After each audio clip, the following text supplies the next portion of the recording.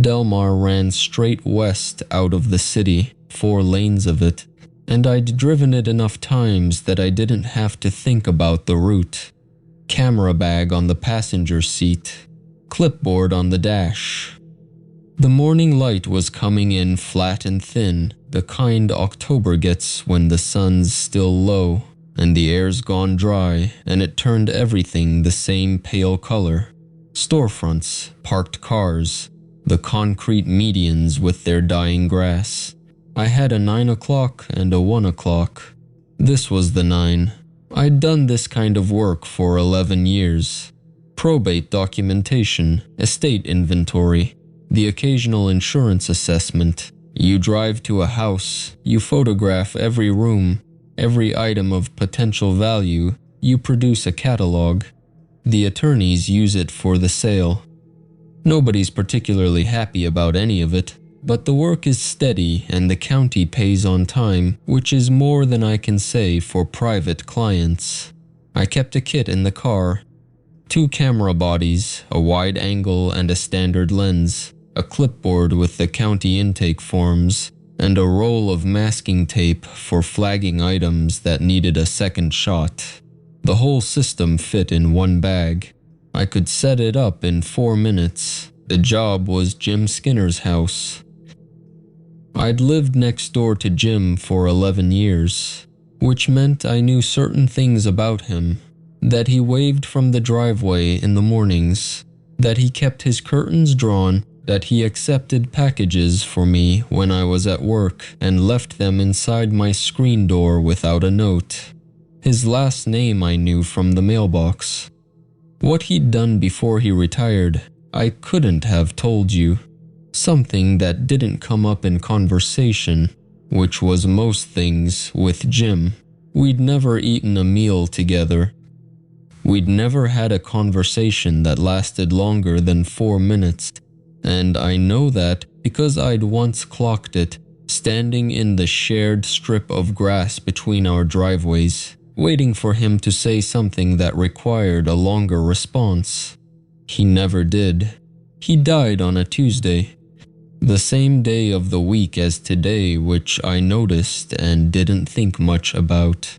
Quietly in his sleep, the way people say when they mean there was no one there to witness it. No family came forward. The county ran the standard search and got nothing, and eventually it came to the administrator's office, and the administrator's office was where my name already was, from a job I'd done in February. A house in Clayton, an elderly woman, no heirs. The administrator called me on a Thursday. I said yes without much deliberation. The rate was fair, and I knew the property, which saved me the preliminary drive-by. That was what I told myself. The other thing, the thing I didn't examine, was that I owed Jim something. Not money, not a favor with a name.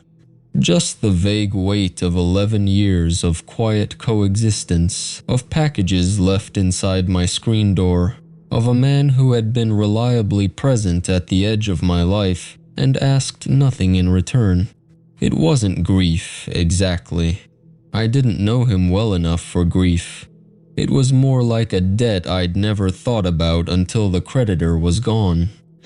I turned into his driveway and parked behind where his car used to be. The house was a 1970s ranch, low and wide, brick facing on the front and aluminum siding on the sides, the kind of construction that was meant to last and had.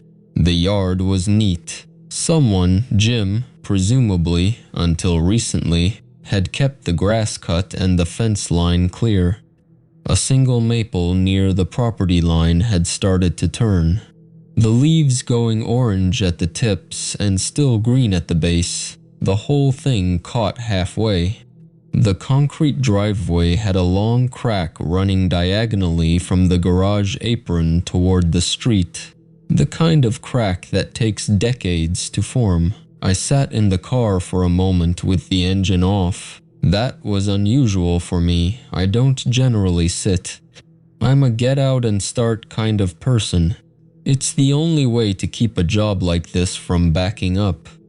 But there was something about pulling into Jim's driveway as a paid contractor that felt like it required a beat. Like I should mark the difference between this and every other time I'd pulled in here to retrieve a package. I marked it. Then I got out. The October air had a bite to it, the kind that comes in under your collar and stays. I pulled the county administrator's key from my jacket pocket, a standard house key on a plain metal ring with a yellow tag, Jim's address written on it in ballpoint, and picked up the clipboard and the camera bag from the passenger seat. The bag was heavier than usual. I'd added a second flash unit the night before, anticipating dark rooms. The front walk was 4 concrete squares, slightly uneven at the joints, the way they get when the ground shifts over time. I walked it and stood at the front door. The door was a plain wood slab painted dark green, with a brass knocker that had gone dull. I'd walked past this door hundreds of times.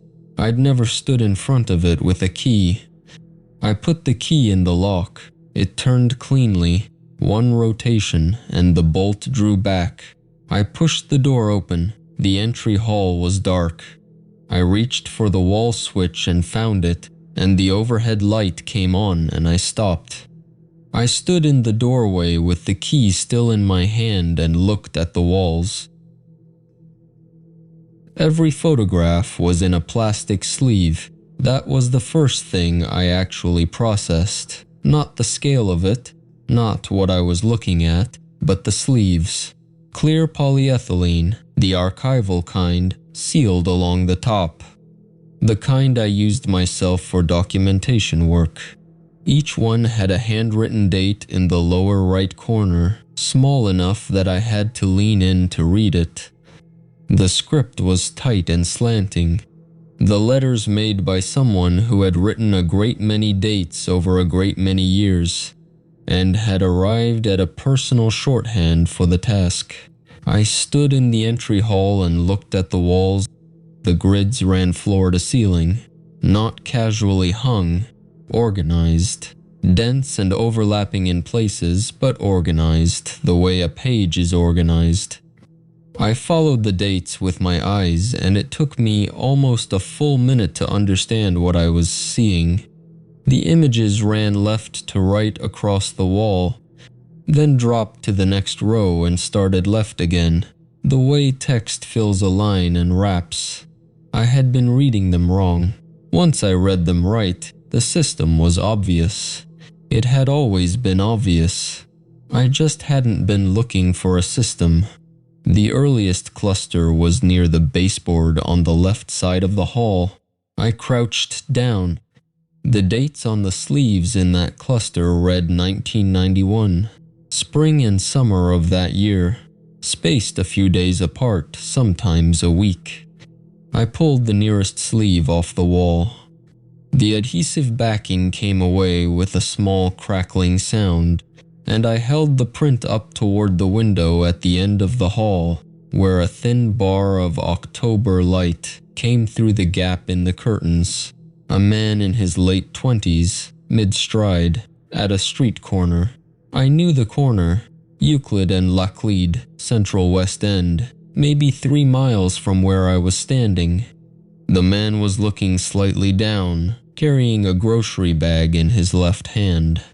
He was wearing a green canvas field jacket with a small tear at the left cuff. I had owned that jacket. I had thrown it away. I couldn't have told you what year. I just remembered deciding the tear wasn't worth fixing and putting it in a bag for goodwill. Or maybe the trash. I couldn't remember which. I had not thought about that jacket in probably 20 years. The man in the photograph was me. I held the sleeve very still. The light through it made the grain of the film visible, made the image look like something from a different era, which it was. I was 27 in 1991. The man in the photograph was 27. He was carrying a grocery bag and looking at the sidewalk, and he had no idea anyone was watching him. I put the sleeve back against the wall without resticking it and moved to the next one, a parking structure off Kings Highway. Me in the foreground, slightly out of focus, the camera having caught me mid-motion. I was looking at my phone, or what passed for a phone in whatever year the date on the sleeve indicated. My head was tilted down. My coat was different. The background was a concrete pillar and a row of parked cars and nothing else remarkable. I moved faster. I pulled sleeves off the wall and held them up and put them back. At the grocery store, I recognized the Schnucks on Olive Boulevard from the signage visible in the background. At a park, though I couldn't identify which one from the angle. At the gas station on Natural Bridge Road I had used for years because it was cheap and open late. At a bar on Manchester I had been to exactly twice on 2 separate occasions years apart and had not thought about since. I was in every photograph, every single one. I moved from the entry hall into the living room, and the walls there were the same, floor to ceiling, sleeve after sleeve, the dates continuing their left-to-right march across the plaster. Me at the hardware store, me walking to my car in a parking lot I couldn't immediately place, me at what looked like a farmer's market, carrying something, talking to a vendor, entirely unaware. I started counting. It was a reflex. The job required counts, square footage, item quantities, the basic numerics of documentation. I counted as I moved through the living room and into the kitchen, where the photographs continued without interruption across the wall above the stove, across the wall beside the refrigerator, across the short stretch of drywall between the window and the doorframe. I counted prints. I lost count somewhere in the 400s and stopped. The count was going to be in the thousands. I stood in the kitchen and understood that the kitchen was ordinary in every other way. A coffee maker on the counter, a dish drying rack with a single mug in it, a calendar on the inside of a cabinet door left open. The calendar was from the previous year. Jim's ordinary life layered underneath this other thing he had been doing, this parallel and invisible project that had apparently consumed every wall of every room in the house. I looked at the sleeve in my hand. I had picked it up in the living room and carried it without thinking into the kitchen. The bar on Manchester. I recognized the exterior in the background, the specific shape of the sign, the arrangement of the windows. I had been there twice. Once for a coworker's birthday, maybe 15 years ago, and once for a reason I couldn't recall, sometime after that, and both times I had stayed less than an hour and not gone back. Jim had been there. Jim had been there both times, or at least once, with a camera, and I had never noticed him. I turned the sleeve over in my hands. The date on the lower right corner was in Jim's tight slanting script, the same handwriting as every other sleeve in every other room, the same handwriting I had been reading for the last half hour, without knowing it was 30 years of a single continuous record. The locations meant nothing to the filing system. I understood that now. The parking structure, and the Schnucks and the gas station and the bar on Manchester were all just coordinates in time. The geography was noise. The timeline was everything, and the timeline ran from 1991 to whatever date was on the sleeve closest to the darkroom hallway, which I hadn't reached yet. I stood in Jim's kitchen, holding the sleeved photograph of myself at a bar I had visited exactly twice. and I understood that every single image in the house contained me. All of them, every wall, every room, every sleeve with its small handwritten date. 30 years of careful, consistent documentation, organized with a patience I could not yet account for by a man who had waved from the driveway and accepted my packages and never once said a word. The second hour was when I stopped cataloging. I'd been working the way I always work, sleeve by sleeve, room by room, moving left to right the way the dates moved. Noting condition and approximate age on the clipboard. Professional distance. It's a habit you build doing estate work. Because if you let yourself think about the person who owned the things, you slow down. I'd been doing this for 9 years and I was good at it. Then I pulled a sleeve off the living room wall and held it to the window light, and something in the background stopped me. Not Russell. I'd already absorbed the shock of that, or told myself I had. Something else. A figure behind me in the frame, half behind a parked car on what looked like Maryland Avenue. The kind of figure you register as a stranger and file away. I'd been filing it away all morning. But I held this particular sleeve up and looked at the figure properly. The way you look at something when you finally decide to look. The face was Jim's. I stood there with the plastic sleeve between my fingers and the October light coming flat through the window, and I did not move for a while. Then I started pulling images. I went back to the entry hall and took down 3 from the earliest cluster near the baseboard. Jim, at what looked like 50, maybe 52, standing behind a bus shelter on Delmar with his hands in his coat pockets. I went to the kitchen and took 2 from the middle years. Jim somewhere in his 60s outside a Walgreens I recognized on Olive.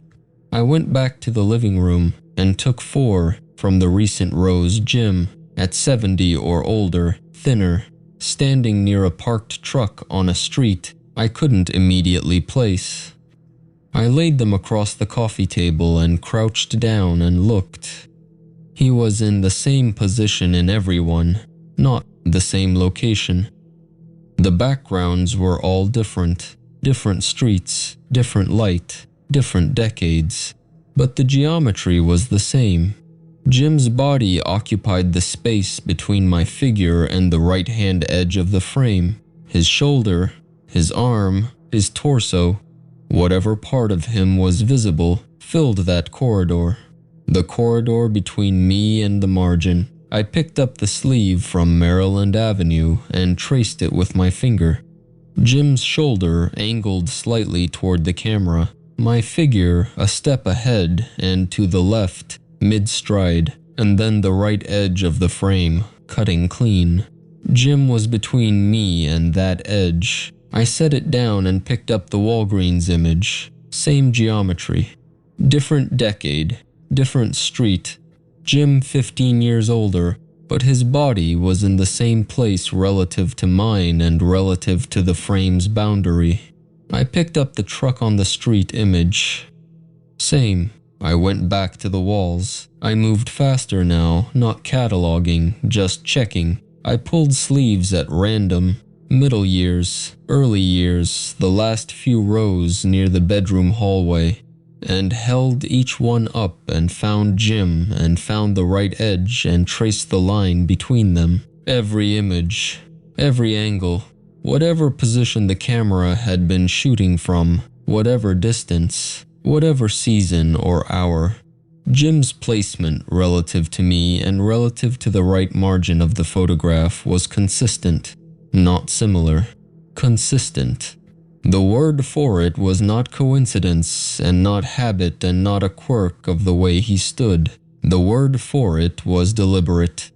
I stopped in the hallway with 4 sleeves in my hand and looked at the wall in front of me. Hundreds of photographs. Thousands.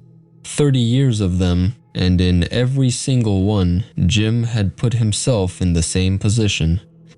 I'd been thinking about the photographs as surveillance, as evidence of something obsessive and wrong. A man who had watched me for decades without my knowing. That framing had felt stable. It had given me something to stand on. It wasn't stable anymore. Surveillance doesn't have geometry. Surveillance follows a subject. Whatever Jim had been doing, he had not been following me. He had been maintaining a position, a specific, consistent, carefully preserved spatial relationship between my body, his body, and the right edge of the frame. The subject of every photograph was not me. It was that relationship, the three-way structure of it, me, Jim, and the margin. I didn't know what that meant. I knew that I didn't know, which was different from the comfortable ignorance I'd had an hour ago when I thought I was doing a job. I went to the couch and sat down. The wall opposite me was dense with sleeves. I looked at it without pulling anything down. Jim at 50 in a grocery store parking lot. Me in the foreground reaching for my keys. Jim's body between me and the right edge. Jim at 65 on a park path. Leaves on the ground, me ahead of him by 30 feet. Jim's torso filling the space between my figure and the margin. Jim at 70-something outside a bar on Manchester. I'd been there twice, I remembered the sign. Jim half behind a concrete pillar. Positioned the same way he was positioned in every other photograph in this house. He'd known me for 11 years and waved from the driveway. He'd accepted my packages and said it was nothing. He'd been doing this for 30. I sat with that for a while. There wasn't language for it yet. I wasn't looking for language. I was just sitting on a dead man's couch, looking at 30 years of careful, invisible work and trying to find the floor. Eventually I got up. The back bedroom was at the end of the short hallway, past the bathroom, past a linen closet. The door was closed. I put my hand on the knob and pushed it open. The smell came first, chemical and sharp, fixer and stop bath. The particular closed-room smell of a dark room that had been used recently. Then the dark. The window blacked out completely with heavy curtains, the kind of blackout you need for actual developing work, not decoration. I found the safe light switch on the wall and clicked it. Red light filled the room. 2 enlargers on a long workbench, 2 developing trays, 2 stop bath trays, 2 fixed trays, 2 stools, side by side. I stood in the doorway and looked at all of it. The 2 enlargers were identical. Same model, same height, same angle of the arm above the baseboard. I photographed them side by side and moved to the developing trays. I noted all of it on the clipboard in the shorthand I use for equipment. Model where visible, condition, position relative to the workbench. The handwriting was steady. I kept it steady on purpose. The 2 stools sat beneath the workbench, pushed in at the same depth, as though whoever had last used them had pushed both in at the same time, or as though one had never been used, and Jim had kept it in position anyway, the way you keep a place set at a table out of habit, or out of something that isn't quite habit. I didn't write that down. I turned toward the corkboard.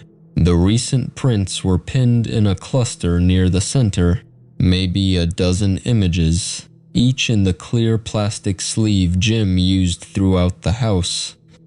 I leaned in and read the dates on the lower right corners. The most recent was 9 days ago, 2 days before Jim died. I pulled it from the board and held it to the overhead safe light. My driveway. My car, driver's door open. Me in the act of getting in. Left hand on the roof. Right foot still on the pavement. Head turned slightly down. I was wearing the same jacket I had on right now. Jim was in the lower left corner, standing near the fence line. Partially behind a post, his body angled the same way it was angled in every image I'd seen that morning, positioned between me and the right edge of the frame. I put the print back and turned to document the rest of the room. That was when I noticed the tray nearest the door. I noticed it because of the smell. Sharper near the door, the fixer concentration higher, which meant the tray was active. I stopped and looked at it directly. There was liquid in it, not residue, not the faint staining of a tray that had been used and left to dry. Liquid, clear and still, the surface undisturbed. Something was floating in it face down, a print. I could see the white border of the paper at the edges, the slight curl of photographic stock that had been wet long enough to soften. I stood at the edge of the workbench and looked at it for a moment. Jim had been dead for 2 days. I knew enough about darkroom chemistry, enough from years of documentary work, from watching other people's processes, from the residual knowledge you accumulate without meaning to know that a tray doesn't stay active for 2 days on its own.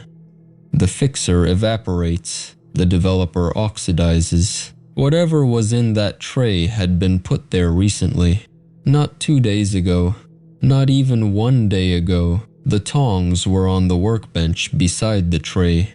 The rubber grips were worn smooth at the tips. I picked them up and turned the print over. Jim's kitchen. I knew it immediately. The tile backsplash behind the sink, the particular green of the cabinet doors, the window above the counter that looked out toward the side yard. I was standing in it. I recognized the jacket, the clipboard under my arm, the angle of my shoulders that I only ever see in photographs and don't quite believe is mine.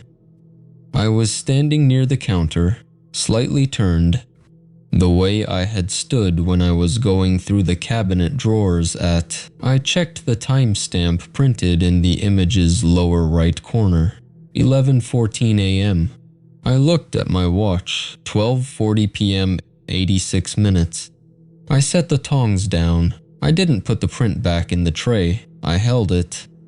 The kitchen in the photograph looked ordinary. The light was flat and gray, the way it had been when I was in there, overcast outside, the window doing almost nothing. The cabinet doors were in the same position I remembered leaving them. My clipboard was the same clipboard I was holding right now, the same papers clipped to it, the same pen clipped to the side. Everything in the image was recognizable and correctly placed and accurately timed. Then I looked at the upper right corner. I had looked at the upper right corner of every image I'd examined that morning, because that was where Jim had always been, because the geometry of his placement had always put him between the subject and the right edge of the frame. I looked there out of habit, and I found something. It occupied the space at the corner, the space that in 30 years of photographs had always been cut by the frame's edge, always excluded, always just past the boundary of what the lens had captured. Now it was in the frame, part of it. The corner showed maybe a third of whatever it was, the rest extending beyond the image boundary in the direction of the ceiling. But the portion visible was enough. It was tall, wrong for the room. The ceiling in Jim's kitchen was standard height, 8 feet maybe, and whatever this was had its upper portion pressed into the corner at a height that should have put it against the ceiling. But it wasn't against the ceiling. The ceiling was visible above it, ordinary and intact. The proportions were wrong in a way I couldn't resolve. Its surface had the quality of photographic paper that had been left in the light too long. Mottled, brownish gray, the tonal range compressed into a middle register that wasn't quite any color I had a word for. Not skin, not fabric, not paper, not any material I'd documented in 30 years of property work, but something that suggested all of them the way a degraded copy suggests the original without being it.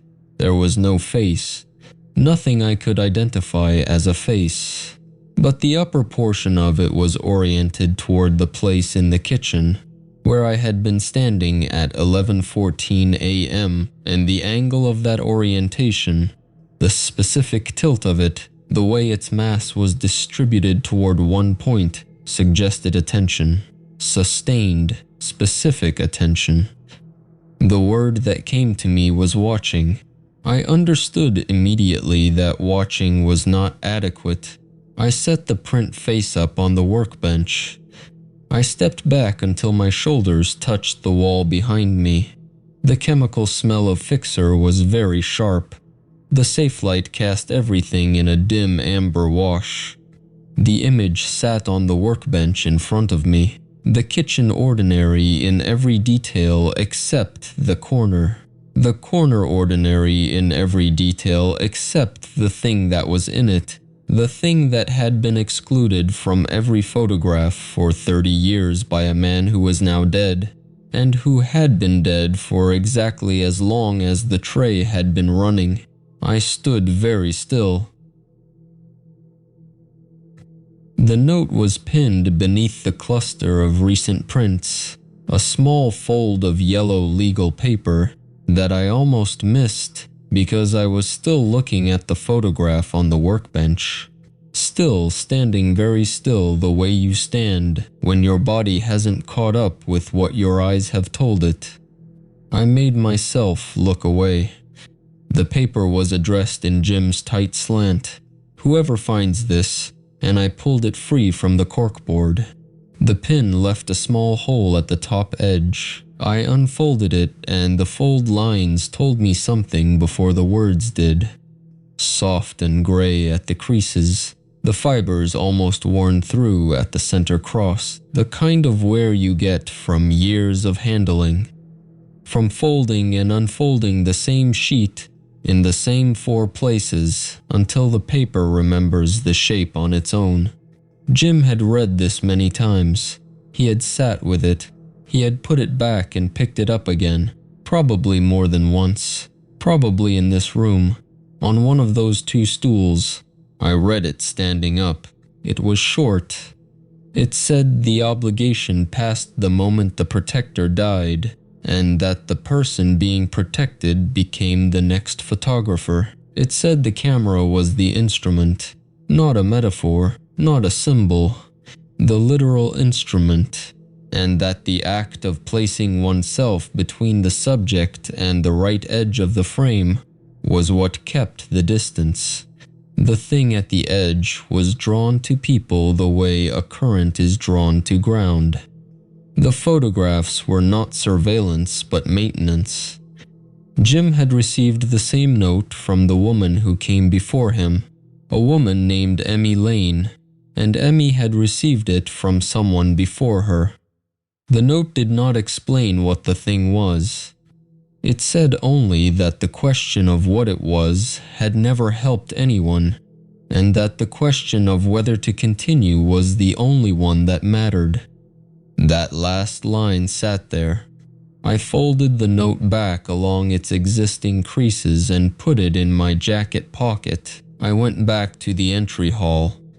The thin October light came through the front window and fell across the first row of photographs at an angle that made the plastic sleeves catch. I found the 1991 cluster near the baseboard and crouched down.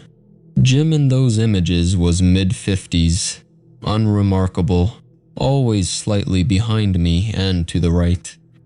I'd noticed the second background figure earlier and logged it the way you log things that don't immediately matter. Neighbor, passerby, someone who happened to be in the frame.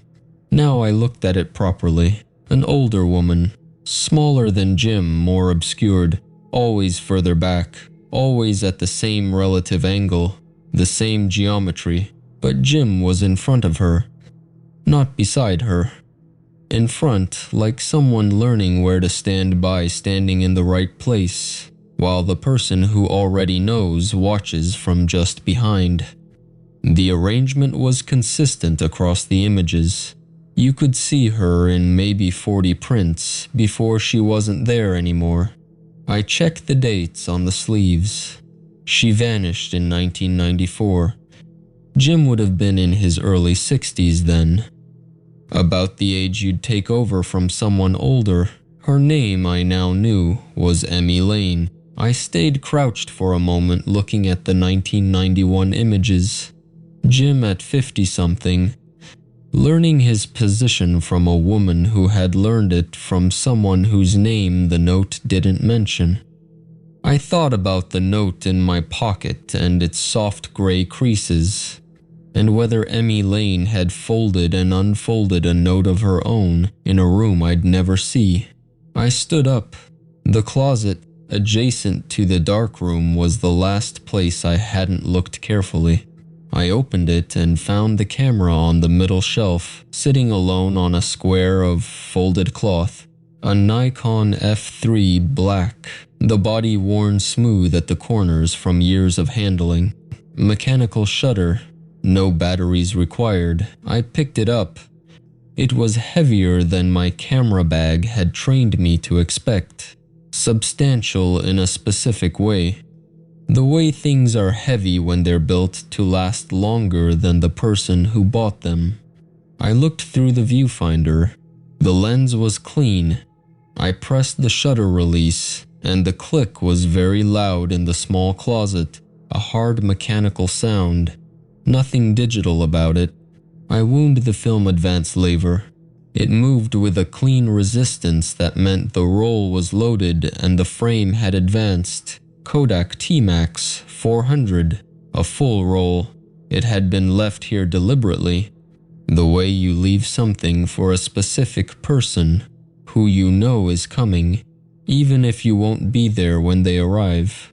I set it back on the cloth, stood looking at it for a moment, then I went and packed my bag. I carried the clipboard and the camera bag out to the car and loaded them into the back seat. And then I stood in the driveway for a moment with the car door open and the engine not running and thought about getting in. I didn't get in. I went back inside. I made myself go through every room, not cataloging. I had the checklist and the checklist was done, or close enough that the county administrator wasn't going to know the difference. This was something else. I walked the entry hall again and looked at the photographs the way you look at something when you know you won't see it again. Not trying to memorize it exactly, just letting it register. Jim at 50, at 60, at 70. Jim in parking structures and grocery stores and at the gas station on Natural Bridge Road. Jim always in the background, always in the same position. Always between me and the right edge of the frame. 30 years of that. 30 years of standing in peripheral vision, in the corner of someone else's life, making sure the corner of the frame stayed empty. I thought about Emmy Lane in the 1991 photographs, standing just behind him, showing him where to be. I thought about the two stools in the dark room. I thought about the person before Emmy, whose name was nowhere in the note, who had probably stood behind Emmy the same way. Emmy stood behind Jim, and about how long that chain went back, and whether anyone along it had ever found a way to answer the question the note said had never helped anyone. The kitchen light was still on. I turned it off. I turned off the darkroom light and closed that door. I walked the short hallway and looked at the bedroom, which was ordinary, and at the living room, which was not. I stood in the entry hall one more time, and looked at the earliest photographs and the latest ones, and at the 30 years between them. Jim had known this was coming. He'd read that note many times. The creases said so. He'd loaded the camera and set it on the shelf, and folded the note and pinned it under the prints, and then gone to sleep 2 days ago, and not woken up. And somewhere between loading the camera and going to sleep, he had put a photograph in the developing tray and left it running. I didn't know what that meant. I knew it was meant for me. I went to the front door and unlocked it from the inside. Stepped out onto the front stoop into the October air, which was thin and smelled like someone's yard waste 2 streets over. I pulled the door shut behind me and locked it with the county key. The lock turned with a solid click. I stood on the stoop for a moment with the key in my hand. The county administrator would want it back. That was the procedure. You returned the access key at the end of the job, along with the documentation, and the estate moved forward through probate, and eventually the house would be cleared and sold, and someone else would live in it. That was how it worked. That was the job. I put the key in my jacket pocket, walked back down the driveway toward my car. The exterior shot was the last item on the checklist. I'd been doing it all morning without thinking. Raise the phone, frame the subject, press the shutter, move on. The habit was its own kind of gravity. I stood beside the car in the thin October light and raised my phone and photographed the front of the house, the driveway, the fence line, the ordinary street behind me. I looked at the screen. I wasn't in it. I had been standing in the driveway when I pressed the shutter. I knew exactly where my feet were. I could feel the concrete through the soles of my shoes. But the driveway in the image was empty. The fence line was there. The street was there. The sky above the roof line, flat and white in October, was there. Where I had been standing, something else stood. I recognized it from the kitchen photograph. The same height. Wrong for the space around it. Wrong the way a number is wrong when you've done the arithmetic twice, and it still won't come out right. The same surface quality, mottled and brownish gray, the tonal range compressed down into something that looked like old photographic paper left too long in the light. Not skin, not fabric. Both degraded. The upper portion of it was oriented toward the camera. The distance between it and the lens was the distance at which I had been standing. It was facing me. I lowered the phone and looked at the driveway. The street was quiet. 2 houses down. A sprinkler ticked through its arc, water hissing soft against a lawn. A car passed on Delmar without slowing. Everything was exactly what it was. Concrete, fence, October air with a little cold in it. The smell of somebody's cut grass still hanging from the morning. I looked back at the phone. The image had not changed. I stood there long enough for the screen to dim. I tapped it back on and looked again. Still there, still centered. Still facing the place where I had been standing when I pressed the shutter. I thought about the kitchen photograph in the developing tray, the timestamp, the 11:14 in the lower corner, and my jacket and the clipboard under my arm. I thought about the right edge of every frame, across 30 years, across thousands of images. Jim's body always in that specific geometry, always between the subject and whatever the frame had been keeping out. I thought about the second stool in the darkroom. I thought about Emmy Lane in the 1991 photographs, more obscured than Jim, standing slightly behind him, and the way she had vanished from the record in 1994. The same way a person vanishes when the thing they were holding gets passed to someone else. I opened the back door of the car. The Nikon F3 was in the camera bag on the back seat, where I'd put it 20 minutes ago. I unzipped the bag and took it out, held it with both hands. It was heavier than my phone in a way that had nothing to do with grams. Dense and cold and purposeful, the kind of instrument that had been built to outlast the person who built it. The lens was clean. I'd checked the shutter already. 1 frame shot, 35 remaining on the roll Jim had loaded. The note's last sentence came back to me. Not the whole note. Just that, the question of whether to continue is the only one that matters. I hadn't answered it. I'd been avoiding it the way you avoid looking directly at something you already know is there. But the phone in my left hand and the Nikon in my right made the question feel less like philosophy and more like logistics. And logistics I knew how to handle. I raised the camera. The viewfinder was small and precise. I turned slowly, the way I'd watched Jim turn in photograph after photograph, without ever knowing I was watching.